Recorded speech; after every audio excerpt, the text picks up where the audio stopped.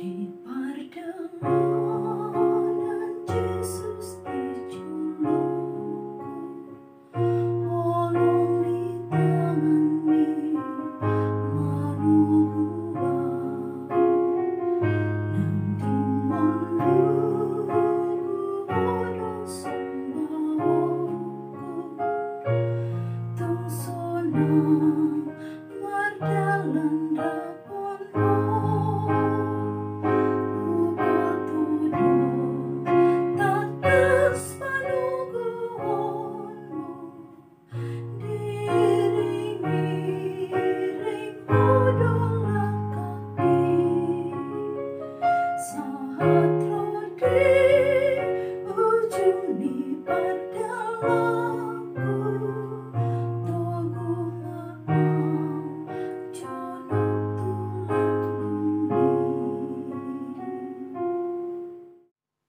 Anugerah dari Tuhan Yesus Kristus, kasih setia Allah Bapa, itulah kiranya menyertai kamu sekalian.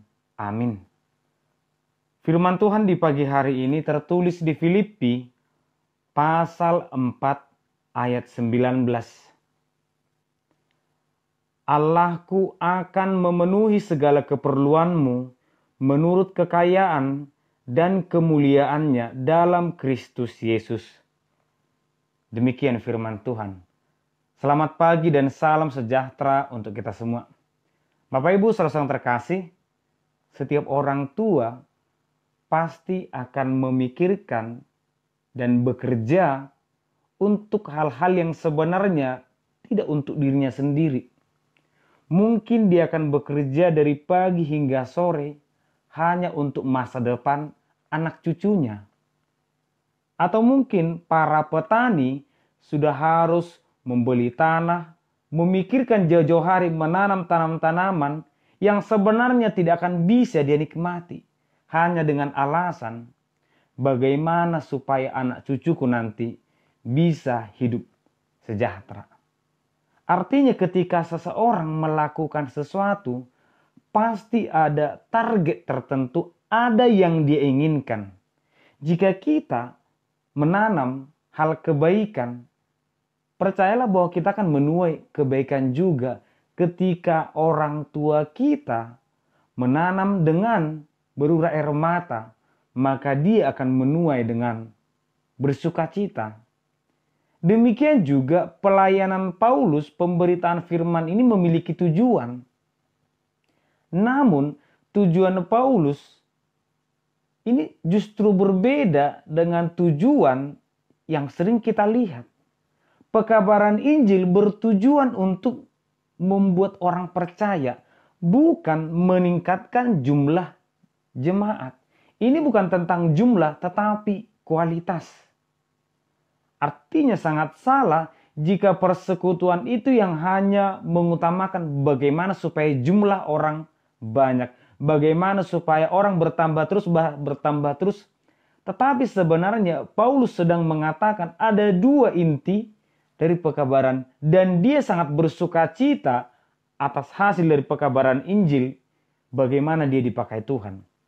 Yang pertama, pengenalan orang kepada Tuhan tidak hanya sebatas di akal dan pikiran atau di hati. Tetapi juga berbuah dalam pelayanan. Apa yang dialami Paulus? Sebenarnya Paulus adalah orang yang hidup sederhana. Tetapi kehidupannya justru terpenuhi dari orang-orang yang mengenal Tuhan. Banyaknya kebaikan yang dirasakan oleh Paulus itu adalah dari orang-orang yang sudah percaya kepada Tuhan.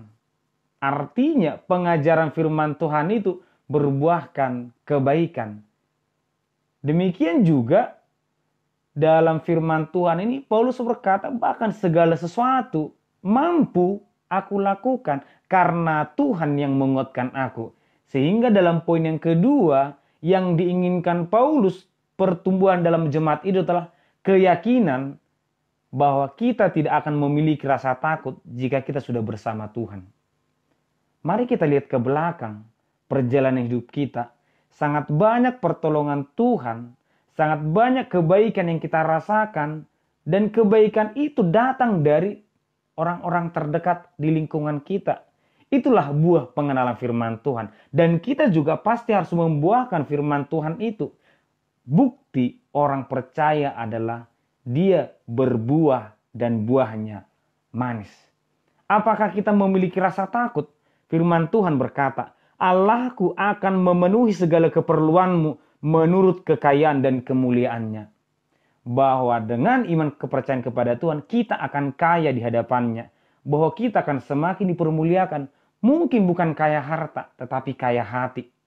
Kaya kebaikan, kaya dengan kasih sayang. Demikianlah melalui firman Tuhan di pagi hari ini.